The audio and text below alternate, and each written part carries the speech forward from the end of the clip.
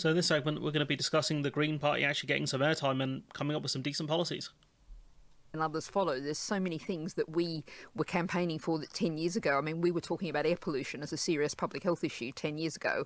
And then it was like, oh, the Greens are the only people talking about this. Now everyone realises that air pollution is a really serious health issue. In London, people live on average 6 months less because of the air pollution. We've also had a young girl, I think, die. Her death was attributed to air pollution. The town I live in, where they built the bus station, because the way they built it, because they're a bunch of clowns, they didn't record the pollution levels on certain days because they knew it would be above the legal standard. And I have to say, whenever we talk about that subject on the programme, you get a full switchboard in 2 minutes. And that says quite a lot. OK, it's anecdotal, but Alison in Lincolnshire says, what a breath of fresh air. Someone talking so much sense. Thank you. You have my vote. This texter says, my brother-in-law is Finnish. Everything Natalie says about schools is absolutely true. My son's education doesn't seem to be anywhere as good as my Finnish family. Well, you know, they have, I think, more investment in their schools and smaller class sizes. Smaller class sizes, I think, is really key. Now, they also have less tests as well, which is ironic, given that we keep saying tests are the most important thing. We're being deluged with loads and loads and loads of text. Let's run through a few of the texts here. Nicola in Kent says, the Green Party has got my vote, of course, because of its environmental credentials, but also because it's the only party which has the courage to say how damaging the ridiculous Brexit was. James in Bath. To be fair, the Lib Dems have as well. I'm no staunch defender of the Lib Dems. As he says, Natalie is the first politician you've had on the show who actually answers questions. Even if the answer is difficult or controversial, I'm not a Green voter, but I appreciate the straight talking. Kate says, I listen to your show all the time and you have lots of politicians on air who waffle and avoid questions. This is the first time recently that I've been impressed by a politician.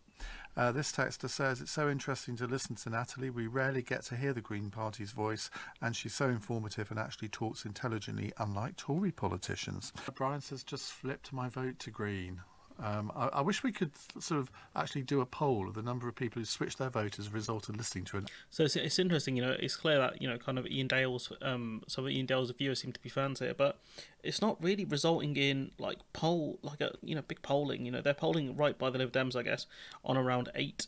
I think they must have peaked around 9. They're not getting kind of big numbers, but I guess the more we kind of see of them, the more media appearances they get, the more likely that is to increase. I do wonder if they can hit, 10 to 15 points. But there's more here. The huge problems we have with water here in East Anglia, whether that's too much flooding, too much water at some points in the year, too little water at other times, both exacerbated by climate disruption.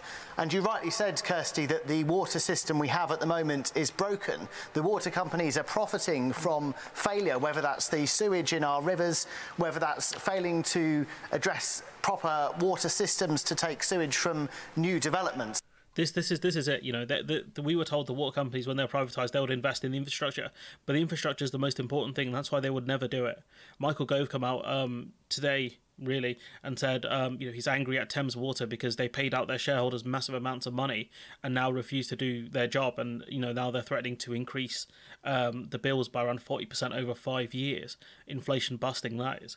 So, I think the water companies need to be fined into oblivion and then brought into public ownership. That's what I'd want to see.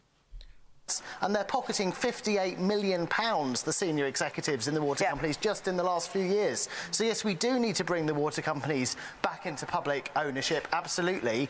And we need to address the issues, the housing that audience members have raised, that people just can't access an affordable home. People are being priced out of being able to live in their own local area. And we need a planning system that requires far more of a focus on affordable homes and forcing developers to invest in the local services that... One of the things they could do is bring in a thing where, social housing or whatever, certain kinds of houses can only be sold to local people. I think that I've seen that before. I think that would probably work. It does cause issues around sales, but I think it's a lot better. At least they've got to put in a system where it can't be sold to buy to let landlords. We can't. You need less of that, a lot less of that. But anyways, the Green Party seem to be doing okay. I do want to see this reflect in the polling.